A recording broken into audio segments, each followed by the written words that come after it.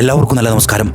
2024 ചലച്ചിത്ര ഓസ്കാർ നോമിനേഷനുകളിൽ ഒരു സിനിമയുടെ പിന്നിൽ ഒരു ചാലക്കുടിക്കാരൻ്റെ കരസ്പർശമുണ്ടായിരുന്നു. 123ഓളം അന്തർദേശീയ പുരസ്കാരങ്ങൾ നേടിയ മനോഹരമായിട്ടുള്ള ചലച്ചിത്രകാവ്യം. ഇന്ത്യയിൽ അപൂർവം സിനിമകൾക്ക് ലഭിക്കാവുന്ന എല്ലാവിധ ബഹുമതികളും നേട്ടങ്ങളും സ്വന്തമാക്കിയിട്ടുള്ള മനോഹരമായിട്ടുള്ള ഒരു ചലച്ചിത്രകാവ്യം മാർപ്പാപ്പയുടെ മുന്നിൽ പ്രത്യേക സ്ക്രീനിങ്ങിൽ പ്രദർശിപ്പിക്കപ്പെട്ടു, പ്രത്യേകം മെൻഷൻ ചെയ്യപ്പെട്ടു. ലോകത്തിലെ ഏറ്റവും ബെസ്റ്റ് ക്രിസ്ത്യൻ സിനിമയായിട്ട് തിരഞ്ഞെടുക്കപ്പെട്ട മനോഹരമായിട്ടുള്ള ഒരു ചലച്ചിത്രകാവ്യത്തിൻ്റെ പിറകിൽ ഒരു ചാലക്കുടിക്കാരനായിരുന്നു സംവിധായകനായിരുന്നു അതിൻ്റെ പിന്നിലുണ്ടായിരുന്നത് എന്ന് നമ്മൾ എപ്പോഴെങ്കിലും ചിന്തിച്ചു നോക്കിയിട്ടുണ്ടോ? ഒരുപാട് പുരസ്കാരങ്ങൾ നേടിയിട്ടുള്ള സിനിമ പലരെയും മാനസാന്തരത്തിൻ്റെ വഴിയിലേക്ക് നയിച്ചു.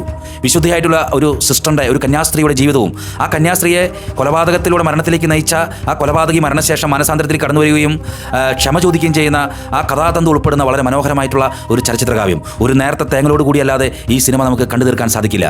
നമ്മുടെ ചാലക്കുടിയിലെ 3 തിയേറ്ററുകളിൽ 6 വാരത്തോളം ഓടുകയും ഒടുവിൽ ആരാധകരുടെ അഭ്യർത്ഥന വീണ്ടും സുരഭി തിയേറ്ററിൽ പ്രദർശനത്തിനെത്തുകയും ചെയ്ത ഫേസ് ഓഫ് ദി ഫേസ്ലെസ്, ആ സിനിമയാണ് ഞാൻ പറഞ്ഞ നമ്മുടെ പ്രിയപ്പെട്ട സിനിമ. മോതിരക്കണ്ണി സ്വദേശിയായിട്ടുള്ള ഷൈസൻ പി ഔസേപ്പ് സംവിധാനം ചെയ്ത ഫേസ് ഓഫ് ദി ഫേസ്ലെസ്, മുഖമില്ലാത്തവരുടെ മുഖം.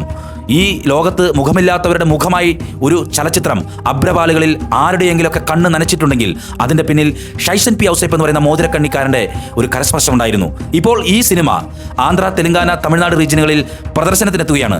നവംബർ 21 വെള്ളിയാഴ്ച ഈ സിനിമ ഈ തമിഴ്നാട്ടിലെയും ആന്ധ്രയിലെയും തെലങ്കാനയിലെയും തിയേറ്ററുകളിൽ എത്തുമ്പോൾ ചാലക്കുടിക്കാരെ, മലയാളികളെ നമുക്ക് അഭിമാനിക്കാം. ഈ സിനിമയുടെ സംവിധായകൻ ഞങ്ങളുടെ നാട്ടുകാരനായിട്ടുള്ള മോതിരക്കണ്ണി സ്വദേശി ഷൈസൻ പി ഔസേപ്പാണ്.